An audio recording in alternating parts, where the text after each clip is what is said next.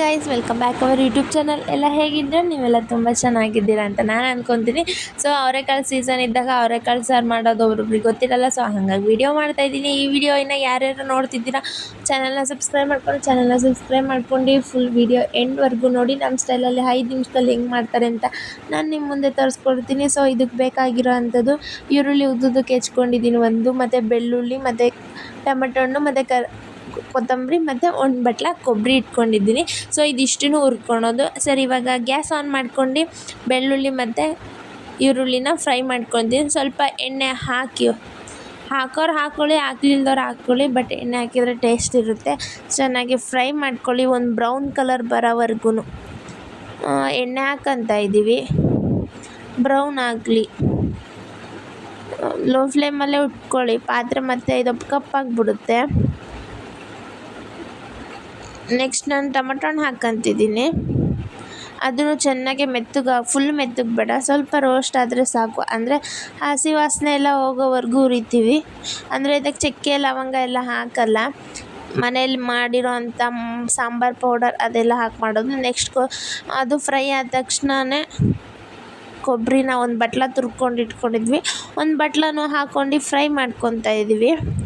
ಇದಕ್ಕೇನು ಎಣ್ಣೆ ಹಾಕೋದು ಬೇಡ, ಗ್ಯಾಸ್ ಆಫ್ ಮಾಡ್ಕೊಳ್ಳಿ. ಇಲ್ಲಿ ನಾವು ಕೊತ್ತಂಬರಿ ತಳ್ಕೊಂಡು ಇಟ್ಕೊಂಡಿದ್ವಲ್ಲ ಗ್ಯಾಸ್ ಆಫ್ ಮಾಡ್ಕೊಂಡು, ಸೊ ಅದನ್ನು ಗ್ಯಾಸ್ ಆಫ್ ಮಾಡಿಕೊಂಡೇ ಹುರ್ಕೊಳ್ಳಿ, ನೋ ಪ್ರಾಬ್ಲಮ್, ಏನೂ ಆಗಲ್ಲ, ಟೇಸ್ಟ್ ಚೆನ್ನಾಗಿರುತ್ತೆ. ಇದನ್ನೆಲ್ಲ ಆರಾದ್ಮೇಲೆ ಒಂದು 5 ನಿಮಿಷ ಬಿಟ್ಟೆ ನಾನು ಸ್ವಲ್ಪ ಹಾರಕ್ಕೆ ಬಿಡ್ತೀನಿ. ಯಾಕಂದರೆ ಮಿಕ್ಸಿಂಗ್ ಮಾಡೋದಲ್ಲ, ಬಿಸಿದು ಹಾಕಬೇಡಿ. ನೆಕ್ಸ್ಟ್ ನಾನು ಅವರೆಕಾಳನ್ನ ಎಲ್ಲ ವಾಶ್ ಮಾಡ್ಕೊಂಡಿದ್ದೀನಿ, ನೀವು ನೋಡ್ತಾ ಇರ್ಬೋದು.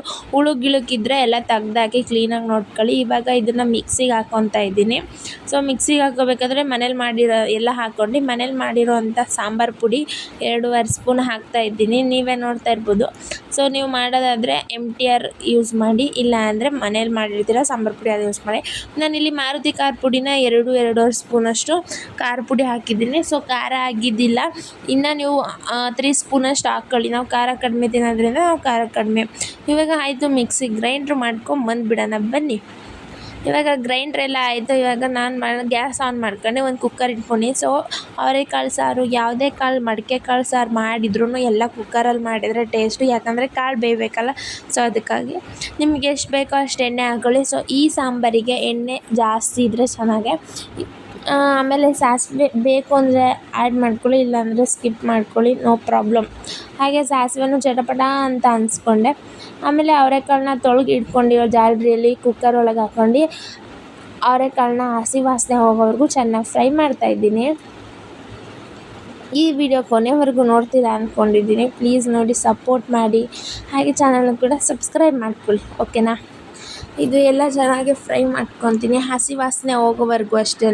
ನೆಕ್ಸ್ಟು ನೀವು ಉಪ್ಪು ಹಾಕ್ಕೊಳ್ಳೋದಾದರೆ ಇವಾಗಲೇ ಹಾಕ್ಕೊಳ್ಳಿ, ಕಾಳಿಗೆ ಹಿಡಿಯುತ್ತೆ. ಇಲ್ಲ ನಾವು ಮಸಾಲೆ ವಾಸನೆ ಎಲ್ಲ ಇಲ್ಲಿ ಮಸಾಲೆ ಸಣ್ಣಕ್ಕೆ ನೀರು ಹಾಕ್ಕೊಂಡು ರುಬ್ಕೊಂಡಿದ್ನಲ್ಲ, ಕೊಬ್ಬರಿ ಎಲ್ಲ ಸಣ್ಣಕ್ಕಾಗೋವರೆಗೂ ಚೆನ್ನಾಗಿ ಪೇಸ್ಟ್ ಮಾಡ್ಕೊಂಡು ಒಂದು 2-3 ರೌಂಡ್ ಮಿಕ್ಸಿ ಮಾಡಿಬಿಡಿ, ಸಣ್ಣಕ್ಕಾಗ್ಬಿಡುತ್ತೆ. ಸೊ ನೀರು ಎಷ್ಟು ಬೇಕೋ ಅಷ್ಟು ತಕ್ಕನಂಗೆ ನೀರು ಹಾಕ್ಕೊಳ್ಳಿ. ನಾನು ನೀರು ಹಾಕ್ಕೊಂಡಿದ್ದೀನಿ, ನೀವು ನೋಡ್ತಿರ್ಬೋದು ಯಾವ ಥರ ಗಟ್ಟಿ ಇದೆ ಅಂತ. ಸೊ ನೀರಾಗೆ ಮಾಡ್ಕೊಳ್ಳಿ, ಯಾಕಂದರೆ ಕುದ್ದಿದ ಮೇಲೆ ಗಟ್ಟಿ ಆಗೇ ಆಗುತ್ತೆ. ಇಲ್ಲಿ ರುಚಿಗೆ ತಕ್ಕಷ್ಟು ಉಪ್ಪು ಹಾಕಿ 2ರಿಂದ 4 ವಿಸಲ್ ಹೊಡಿಸ್ತಿದ್ದೀನಿ. ಸೊ ಫೈನಲಾಗಿ ನೀವೇ ನೋಡ್ತಾ ಇರ್ಬೋದು, ನಮ್ಮಮ್ಮ ಕಲಿಸ್ತಾ ಇರೋದು ಅನ್ನ ತುಪ್ಪ ಸಾಂಬಾರು. ಇದು ಮುದ್ದೆಗೂ ಚೆನ್ನಾಗಿರುತ್ತೆ.